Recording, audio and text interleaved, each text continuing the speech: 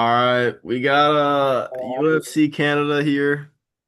Um, Take it away, Weller. I gotta get a sip of water, gang. This is the worst card of all time, or the worst card of the year, at least. I think, honestly, so far, there's no way it can get worse than this for the rest of This the is year, right? really, really bad, This is really bad. Uh, especially for a fight night that doesn't have like a women's main event. This is really bad. I mean, there's one ranked men's fighter on the entire card. It's Gilbert Burns. I mean, this looked a lot better when Kyler Phillips was still ranked. Yeah, I mean, the prelims are so Even bad then. though. All right, first off, Jamie Siraj versus John Giannis. Jamie Siraj. Uh, if you scroll on Instagram, you might have seen this dude get knocked out with a spinning wheel kick against the guy who was wearing Pereira's shorts. That But was Diego Brandao. yeah. Oh, and then he's going against John Giannis, who lost his UFC debut pretty recently. I mean, this is a weird one because apparently Siraj, from what I saw, hasn't fought at bantamweight since 2019. Giannis made his debut at featherweight, and this is like a short notice matchup too. But I guess I'm gonna go with Siraj. Giannis, like his grappling is pretty bad, and Siraj is supposed to be a good grappler, so I'll go Siraj by submission in round two. Yeah, I'm gonna predict the same round two. I just saw Giannis has a few losses by rear naked choke on his resume, and Yeah, Siraj has a lot of wins by rear naked and choke. Giannis got dominated in the grappling by Yeah, Austin round one Batchy, sub. so So yeah, Jamie Siraj hasn't debuted yet, so there's a little bit more hope.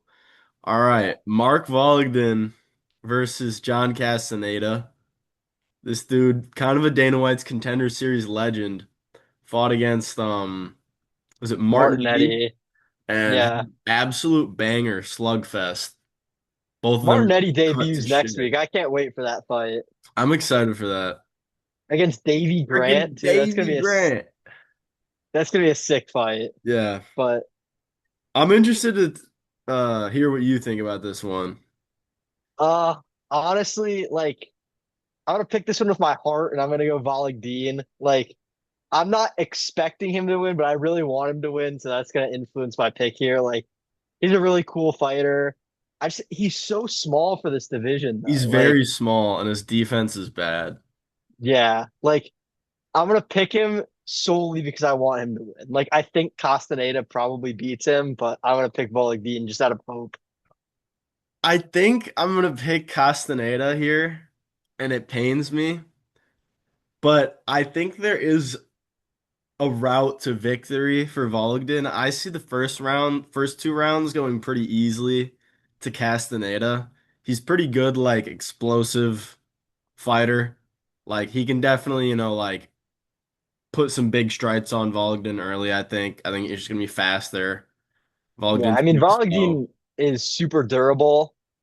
But Like that's where that comes in. I think in the third round, it's he's a gonna switch marauder, to dude. Volgden's uh, momentum. Castaneda kind of can gas out, especially if you hurt him to the body. It's like I could see a Volgden round three finish, but I'm just not gonna bank on that. Like, I don't feel like he has No, I crazy mean, big power, so I'm gonna go no, not in that Castaneda frame. 2-1 decision, 29-28. Gang, I'm not gonna lie to you like I know anything about this fight. I mean, I've actually seen the last couple fights that Jamie Lynn Horth has had. She's big for this division. She's actually looked good in her I'm past just couple getting fights. like the Got Skyrim music in my head. Like, yeah, I don't know if you know like the music when an enemy appears, but Yeah, yeah. She got a first round knockout in her last fight. And I think she's like 5'8", 5'9" in flyweight for women. So that's pretty good. I think I'll pick her to win by decision. It's women's MMA, but I'll tell you on that. Like, if I just yeah, agree with you on everything WMMA, I can't like lose or go up on it, so it's like a wash. So who gives a shit, you know? yeah. I've never watched JJ Aldrich fight, I'm gonna be Kind of honest. looks So like the girl from uh Silence of the Lambs, low key. Nah, I don't see it, but Maybe I'm tripping. All right. Two random blondes. One's from Canada, one's from Russia. I'm gonna pick the Russian one. Russia's a uh, better fighting country. I'm picking Dara Chekalyadnikova. I'm gonna fake hardcore this one. I actually, All right, before we were so rudely interrupted by a fire alarm, we were talking about this random women's fight. Weller, what was your take on this? dude, I've been thinking about the outside foot battle between Daria Zalesniakova and Melissa Crody for the last hour or so. And I've put a lot of thought into this fight. And on a serious note, though, Melissa Cronin is actually one of the few unranked women's fighters that I've actually enjoyed watching her fight. Like she's actually a pretty fun striker. She goes out there to scrap. I'll pick her to win this one by decision. I think she'll outstrike Daria. All right, moving on. We got Tanner Bozer versus Gokhan Sarkam. Definitely an interesting name. Yeah, I mean, it's heavyweight. You never know what could happen. It's at least a couple new names, maybe some more depth in the division. Who are you thinking? I was leaning towards Tanner Bozer. I think he'll find a knockout round two. I think that UFC experience is going to help him here, and that he's just going to be quicker. He's a smaller guy, less of a blob than Sarakam is. So Yeah, I would go with Sarkam is kind of a Bozer. blob. And like I did see him lose this tall ass Bellator dude, but I am gonna go with Sarkam by decision. I think this is gonna be like a shitty fight. It could be, yeah. And he does have the ability to like blast W and just like hold you and take you down. Also, like Turkey's just a better fighting country than Canada. Like Turkey be having some nasty prospects lately, so.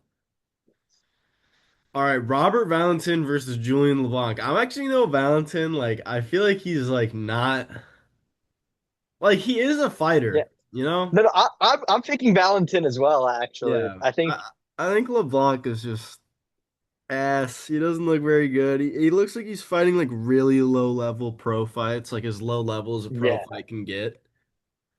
like Um, he's can crushing basically. yeah. And the UFC signed him what? Because he's Canadian. Like at least Valentin, like he went through tough. Like he's gotten some cool Mm, knockouts, I guess. I'll go yeah. Valentin by round two TKO. But the fact that this is like headlining the prelims is just horrendous. Yeah, I got Valentin. Yeah, probably I go round 2 KO as well. All right, we got Dennis Bazooka versus Marcio Barbosa. Um, I like Barbosa, man. He's one of those Brazilians that comes in, they've already got like 20 plus fights. He only has 19 fights, but that's still I a mean, lot of fights to come in for your UFC debut. yeah, he's 17-2 with like 16 finishes. So it's like Yeah. Good names this on the dude, resume as well. Good yeah. amount of UFC fighters on his resume from the regional scene. I'm gonna go Barbosa to get like one of the few highlights on this card. I think he's gonna have a good KO and like low key the first round. Low key first Yeah, round I KO. think this fight ends inside 3 minutes, honestly.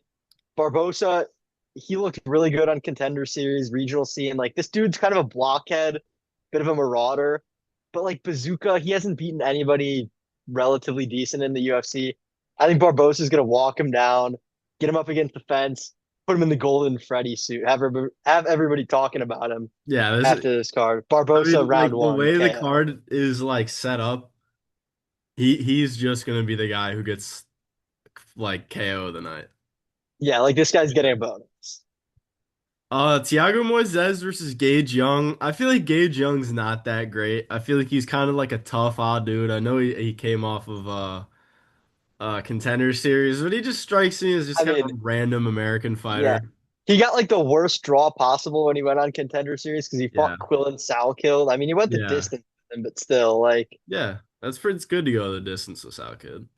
But yeah, I mean, Moises, like people forget, man, he took down Islam Makhachev. You know, the only other guy yeah, to do that's Arman Sarukian. So, and I guess Volkanovski, but yeah. I'm gonna go with Moises to win this one by decision. Use the grappling. Yeah, like I said, I don't think, like you said, I don't think Gage Young is like anything crazy. Like he's just like a top 50 or 60 lightweight maybe, and I think Moises is a level above that. So Yeah, I'm gonna go decision as well. I don't think I mentioned. All right, Jasmine Judah versus Karine Silva. I'm gonna be so honest with you, bro. I don't care. Like I I've mean, heard about like them breaking down this fight and like Jasmine Judah Vicious being pretty good, dog. I don't care.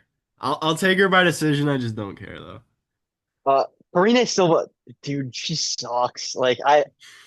She's a terrible, like no fight IQ, smudge wrestle. Like she's not good. Just Vicious, she got chinned badly in her last fight. Yeah. But Marine Silva's not chinning. So, and I think Jasmine's a better wrestler, better grappler. She has good ground and pound. So I'll hmm go round three, ground and pound TKO. Like there are only so many fighters that can chin you in like women's MMA. Yeah, like she got chinned by Manon Fiorot, who was Yeah, like like that's challenging for the one of the title. only ones. Like she's a really good Like, striker. Like yeah, Shevchenko could start you. Whaley could start you. there's very few, Yeah. like in women's flyweight. Yeah. Alexa Grasso. Yeah. All right, Mandel Nalo versus Jai Herbert. I Fucking can Joy see. Herbert. Are you gonna take Jai Herbert? No, I'm not going to take Jai Herbert, I think but Jai Herbert, he's pretty solid, but Mandel Nalo has like actually some surprisingly really good tape. If you go out and yeah, he watch, does. he just looks really technical. He always looks like he's in control of the fight.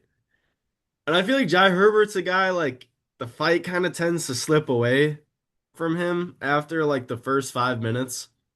I think Nalo, like I'm just so confident he can win rounds two and three. I'm gonna take him by Yeah. decision. I could see like a round three KO, but I think Jai Herbert's gonna be able to survive. But I could see a couple I mean, knockdowns.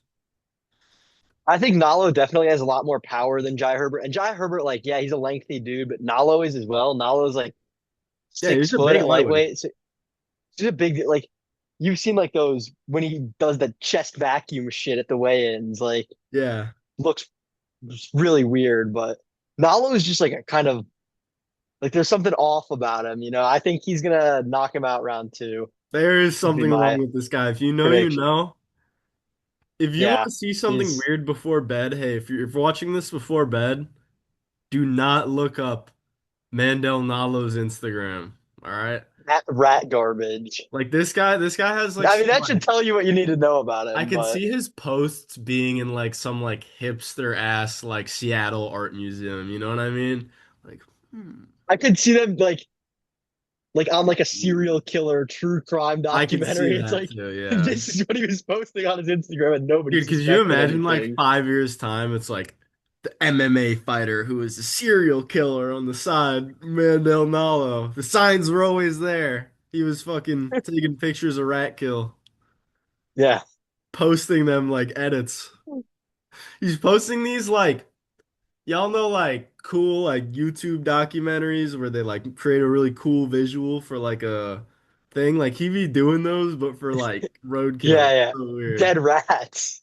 All right, moving on. Co-main event of the evening: Charles Jourdain versus Kyler Phillips. I thought, you know, for a couple months ago, Kyler Phillips was ranked, so I thought this would be, He was. Charles Jourdain's, He like slipped out of the moving in the rankings because of rankings, like but it is what it is. Basharat coming in. There's like Yeah. a few guys that are like right there at 135 in the rank, like Phillips, Marcus McGee, like that kind Yeah. of level of dude. Jourdain as well. I mean, I'm gonna pick Charles Jourdain to get this one done. I don't think he's gonna be able to finish Phillips. Like he doesn't have like he's a big bantamweight, good physicality. He's got a nasty Phillips is pretty big guillotine. bantamweight too. Yeah, I think, but Jourdain's like a former featherweight. Like he moved hmm down. Really I athletic. think, yeah, athletic dude, well-rounded fighter. I think he's gonna be able to do enough. And Phillips is really low activity, low output. So I think Jourdain's gonna Gasses out even despite that. outstrike him, win some grappling exchanges, and win a decision here against Phillips. Yeah, I'm gonna go with the same thing. I think Charles Jourdain might even mix in a little bit of grappling here. Phillips really focuses on the stand up. Jourdain Loki has some pretty good ground game. Yeah, I'm gonna take this by decision as well. Phillips is really hard to take out. All right, last fight of the night. Now, I really want to take Gilbert Burns, bro. Like, I do, but like, bro, this guy's like style, I feel like is conducive to fall off once he's fallen off. Like, I feel like a lot of his styles kind of grit down, throw like big overhands, and be like kind of a little meatball at welterweight that can take punches and then hopefully get a takedown or knock you out after. But now that like, he got knocked out by Kamaru, went through the war with Hamza, and then he kind of, went on this big loss streak where he's been taking a lot of damage. Like, Yeah, I mean, he got chinned by JDM, he got chinned by Morales. mm-hmm. Like, and the thing I saw this week, a quote he was saying, he was like, "Yeah, I thought about retiring after the Morales fight because I felt like I quit." Like, that's like not what you want to hear at all, especially for a guy that's almost 40. I Mm-hmm. don't like Malott at all. Like, I really want to fade him here, but I feel like Gilbert is just done, and this is just like they Yeah. want like Malott into like the top 10. So Yeah, I I'm feel gonna like pick I realized Malott. a lot of the reasons I wasn't picking Malott was because like I felt like I envied the other welterweights who I feel like deserve this shot more. Like I feel like an Amasov deserves this shot a lot more. I feel like a Jacob Smith deserves this a lot more. Like there are a lot of Joel welterweights who can Alvarez. Joel Alvarez as well. Like there's so many dudes at welterweight. Oribly. Like there's so many dudes who could have gotten this shot over Malott, and I feel like Malott doesn't have like very high level wins. Like I don't rate him knocking out Radke that much. Like I know Radke's like let's be real, like welterweight's so good now that he is like a bottom tier kind of welterweight, even in the Radke's unranked actually side. pretty good. He's like a top I like don't know though. 30 Like you think gatekeeper about how kind many of. good unranked welterweights there are. That's true. That's true. He's still on the bad, so he's still probably in the bottom 30%, 33% of welterweights. He beats like all those guys like below him. Like he beats Hmm. a lot of bad guys, and then like But against there good are a comp he lot of gets yeah, there are a starched. lot of dogs in there. But like And I I like just feel and Malott beat Kevin Holland when like Holland looked kind of out of it. Like he didn't want to be there in that fight. I don't know. yeah. Like it's hard to gauge the real level of Mike Malott, but I just feel like Gilbert Burns is done. I'm gonna pick Malott round two TKO. I'm gonna go. Yeah, I'm gonna go with the same Malott round two takeout. What really sealed the deal for me as well. Um, Burns or like his fight against Sean Brady, like that's a guy whose boxing isn't like that crazy. Like Michael Morales is all right. If you're getting boxed up Yeah. by that guy, I'm cool with that. And even like if you're like quitting against that guy, I feel like it's for some reason Morales has this power where he kind of like clobbers you, but you don't go out cold. It's kind of weird. Yeah, like he gets you rocked really bad and then Really just bad, finishes and you then you're off. like, I'm Like done, but you're not like, because he hits you it's on like this the it's temple. this fucking Yeah, overhand. Like because he doesn't hit you here.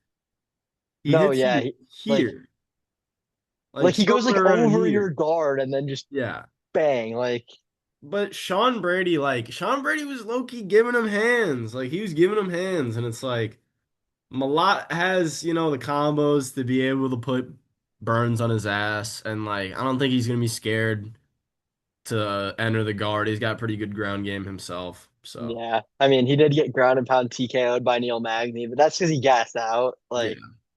I feel like he should have worked on his cardio by Also, this time.